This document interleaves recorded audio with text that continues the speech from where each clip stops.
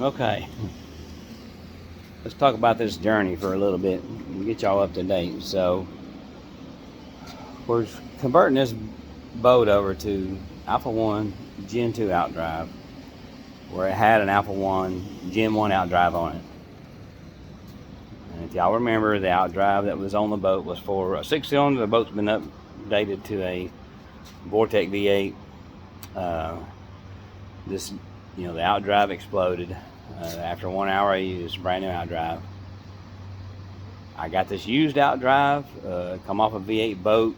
The pitch prop, everything is a lot closer. However, it's not just so simple as you would think, just take an outdrive and stick it on another boat. It's not working out that way. I have had to take a shortcut.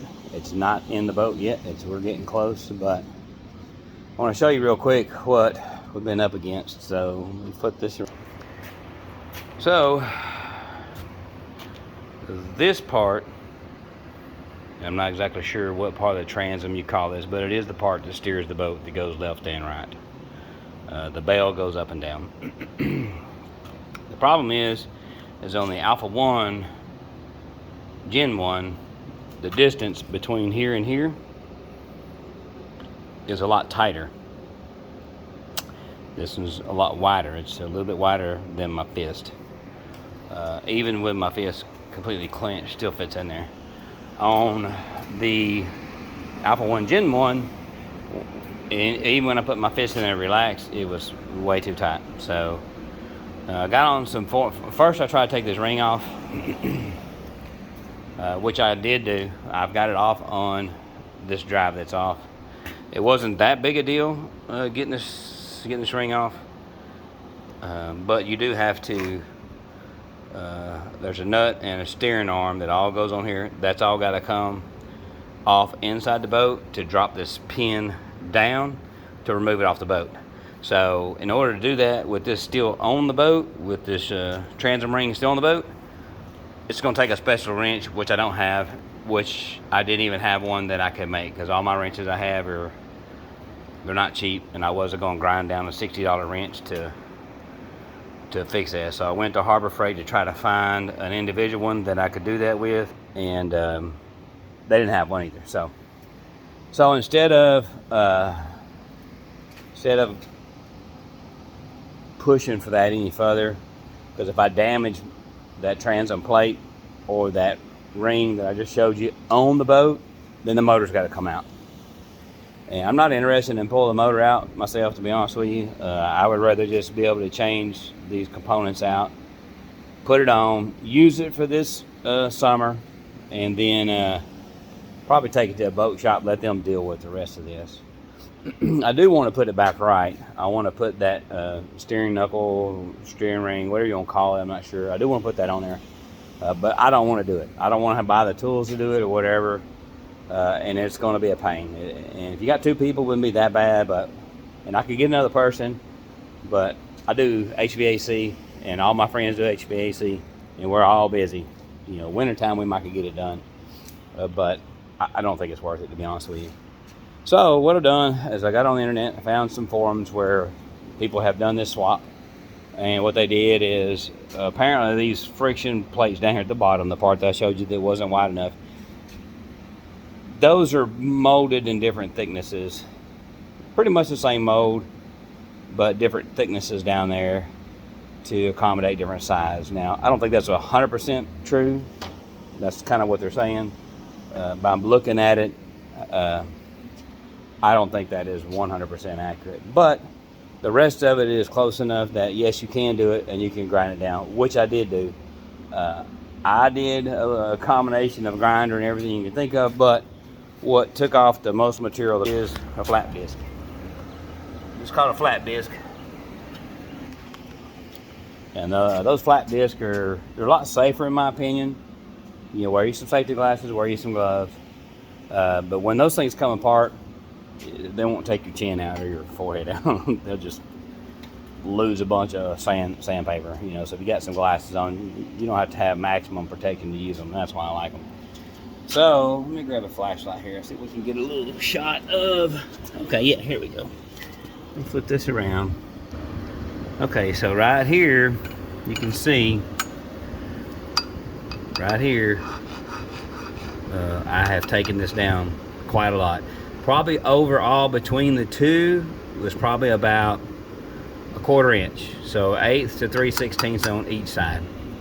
However, that's going to allow this to fit in there. I may not be able to put these little friction tabs on here. They're just little nylon tabs that go on here to keep from wearing the paint off.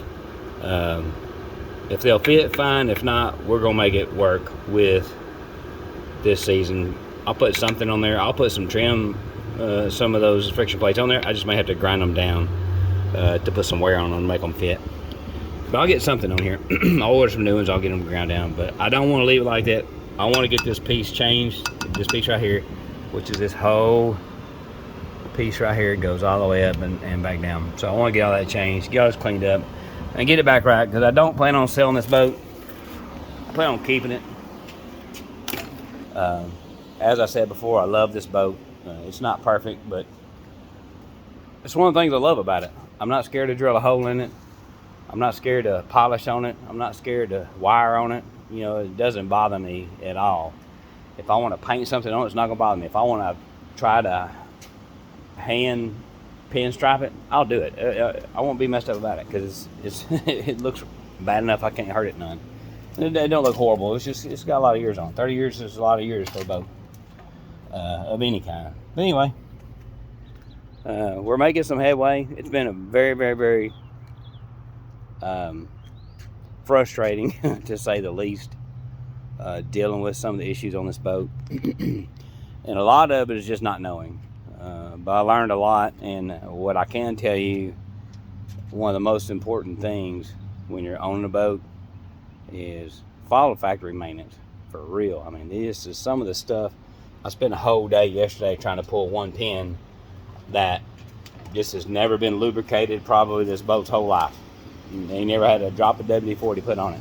They never having to drill it, drill through the cotter pin. Still, I never got it out. I worked on it till I fell asleep underneath the boat last night trying to get that pin out, and I didn't even wake up till almost 11 o'clock at night, and I was out here in the middle of nowhere, you know, asleep on the floor. So yesterday was a long and exhausting day. But today, I went through the process of pulling that ring, and I've determined that I can't change it myself. I think it can be changed without pulling the motor, but I don't. Like I said, I don't have this stuff. I'd rather pay somebody, you know, it's only going to be about an hour's worth of labor for someone who has all the tools. And I've gotten this conversion to the point where I can finish it and get it back together and use it this summer, and then pay someone for an hour or two of labor to get that right. Have them double check everything I did and make sure everything's like it should be. The new prop, the old prop was a 19 pitch, and I think it was I don't remember, maybe it was a 12 inch or something. The new prop is a 4-blade. It's a 25 pitch, and it's a 14 inch. So I don't know what that's going to do as far. There it is right there. And that's not a new prop, but it's in good shape. It's the one that was on this motor, so I'm going to run that this year because I need a better idea. I know there's a formula that you can do to determine what size prop you need. In this engine swap, when they did it, they did not get the RPM gauge hooked up. I do know on the Vortec V8s where to hook the RPM gauge up to, and it's probably the same on the Marine version. I'm not sure, but I haven't had time to address that. But in order for someone to do the formula, I need to know what RPMs the motor's running at. So I got to get that addressed before the end. But even at that, you know, it's still trial and error. You know, and it always is. You do an estimated guess. So having the 19 pitch prop on there, that let me know that that's not enough, because it kept cavitating at high speeds, and it wasn't pulling all the way through. So I know I needed a higher pitch. Through some of my friends, they all recommended around a 23 if I was going to do any kind of tubing or skiing or anything like that, which I'm not going to do. It's a cabin cruiser. I'm not trying to burn 100 gallons of fuel pulling a tube. We got guys with, you know, four-cylinder and six-cylinder boats out there. They're a lot smaller. They could pull a tube a lot better. So for me, it's about cruising and about just being able to get on plane and run it, 50 miles an hour if that's what I want to do. 60, I don't care. 40. With the old prop, the thing like to cruise at 28 and around 39, somewhere around there. Those are the two cruising speeds I really like. This is going to totally change things with this prop and this outdrive. It's going to be geared different. Those two cruising speeds may be about the same though, but I got my new trim tabs in to put in on the boat, and that's going to make a difference too. So I'm going to try to finish this up. This is Sunday, 2 weekends before Memorial Weekend, which is the big weekend we're trying to get everybody's boat ready for. We got all our boats ready ahead of time to go do some trial runs, which is what led to this, because we intend on being at the lake every weekend this summer. And I sleep on this boat, so I want it to be right. I don't get a camp spot or anything like that. If it storms or something real bad, I just pull the boat out and leave it on a trailer, and I still sleep in the boat. I like being able to do that. I like not having to pull the camper. I used to do that years ago, take the camper, come back, get the boat, store the boat, do all that stuff. I'm a lot more simple than that. It's just me going. My wife, she doesn't ever really go. Sometimes she does, but for the most part she don't. So it's just me for the most part. So staying on that boat's not a problem. I drove a truck for 15 years, and there was less room in a sleeper of a truck than there is in that boat. So as long as it's not storming too bad, and as long as I got a safe place to pull into, man, I'm cool with just camping on the lake. And I encourage it. No matter what boat you have. I mean, be safe, carry some protection or whatever, but I don't think you'd ever have a problem, stay on your good public lakes. And you can always park close to a marina or anything like that. And don't park so deep that if something happens, your boat, you wake up and you're neck deep in water. You can park a little more shallow until you're comfortable with your boat. And I do recommend, if you're going to sleep on your boat, to put automatic float switches on your bilge pumps. I've got them on mine. I've got 1,100 gallon per hour bilge pump on there now. I'm going to add another one. It's a little bit overkill, but I'm going to wire these up. The one I have in there now is wired to the switch. I don't agree with that. If you're going to sleep on it, wire it directly to the battery. Fuse it like you should. You can put a switch down there if you want to be able to turn it off, but I've got battery disconnect on mine, so when I'm not using the boat, I just turn the disconnect off. But if I'm asleep, I want that pump to pump until there's no battery left to empty water if I spring a leak. So that's my opinion. I definitely have watched a lot of videos, and a lot of times when I see mishaps on the water and boats sinking, the bilge pumps aren't on because no one's turned them on. And most of them are manual. You turn them on. Hey, the boat's sinking, turn the bilge pump on. I just think they should all be automatic. Those switches are cheap, $10. They work well, and they're easy to hook up. So I think every boat should have, it's my opinion, I think every boat should at least have that option. At one bilge pump at least should have a float switch on it. And that one bilge pump, in my opinion, should be able to pump out the water if the plug's not in the boat. So whatever size that is, this 1,100 gallon per minute, I have tested it. It does keep up with the plug out. Every boat's going to be different based on weight, based on how deep it floats, all kind of stuff. But the 1,100 gallons a minute will actually outrun the boat plug. So that's what I want. And then I'm going to put another 1,100 gallons a minute, 1,100 gallons an hour. I am going to put another 1,100 gallon an hour on there. And then I'm going to stage it. I got one at about 6 inches right now. I'm going to put another one at about 10, so that if the water gets 10 inches deep in the hull, then the second pump will kick on and then catch it back up. So anyway, still haven't heard anything about the guy that would warranty this outdrive. Don't think he's going to, and that's fine, because luckily for me, I like to take stuff apart, and I just have to know what went wrong. I think I know what went wrong, because I don't think it could be but one thing.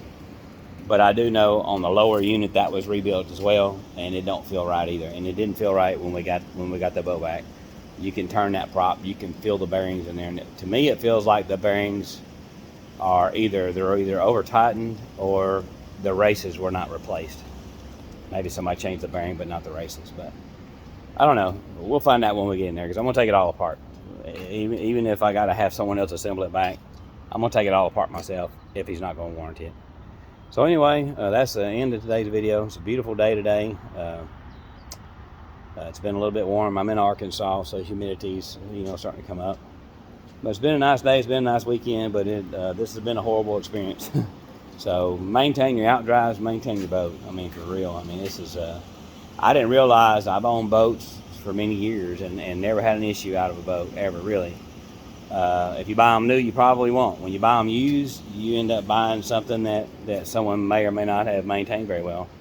And I never really thought about it too much. It's just kind of a normal thing to do, schedule maintenance when you buy something brand new. But not everybody thinks that way. I mean, some of these boats, they get put in and they stay in the water and they're not thought about until they're riding around on the weekend. And I didn't even realize these outdrives really need to be pulled off once a year. I never would have dreamed that was something that needed to be done. But after watching and speaking with people who work on these things, they say, yeah, they're not exaggerating. You really need to pull them off once a year. It's a little bit overkill, but it's really not faced with what I had to face this weekend. So a lot of things were hard to do because they haven't been done in a really long time. So you take these things apart every year, learn how to do it, at least learn how to yank the outdrive off and change that seal, change your water pump every so often. I mean, the water pump's pretty easy to change. I'll probably start doing mine once a year, maybe once every 2 years. The bellows, they say, every 5 years. So, but they say to pull it off for inspection every year. It seems like a lot. But once you get set up for it, it's not that bad. And here, I'll show you what I did real quick, and then I'm going to get off here because I got a lot to do. So one of the biggest challenges doing this stuff by yourself is managing the outdrive. I've got a whole entire outdrive here, prop, lower unit. The bell is on it. Everything is on it. And I had to find a way to manage this thing and roll it around and get it lined up and get it up to the boat to get it to install it by myself, and I needed it to not be able to fall over. So this is what I did. And you can get these at Harbor Freight or wherever. I've had this one for a long time. Yep, it's a 2-wheeler that converts to a 4-wheeler with that yellow handle that goes in through the top, where you can flip it over. I don't have it pinned, so once I get it in there, I can just lift that off and slide it off and pull that out from underneath there. It's no big deal. It stands up real nice on there. It's you can lean it either way that you need to. It doesn't try to fall over. It's not too much weight. This is just a little plastic 2-wheeler. The prop and the fin, they fit right there on that one little crossbar. So that's all plastic, so it's not gonna hurt anything. Nothing. Everything on this thing is plastic except for this foot down here. That's metal. Everything else is plastic. So this ain't gonna hurt the outdrive at all. It's gonna give me the ability to move it around. You do gotta raise the boat up and down for alignment with the tongue jack, but other than that, it's no big deal. So I'm gonna hop off. I'm gonna clean this up and then start bolting this thing back together. Get it stabbed. Maybe fire it up today. Y'all have a good rest of your weekend.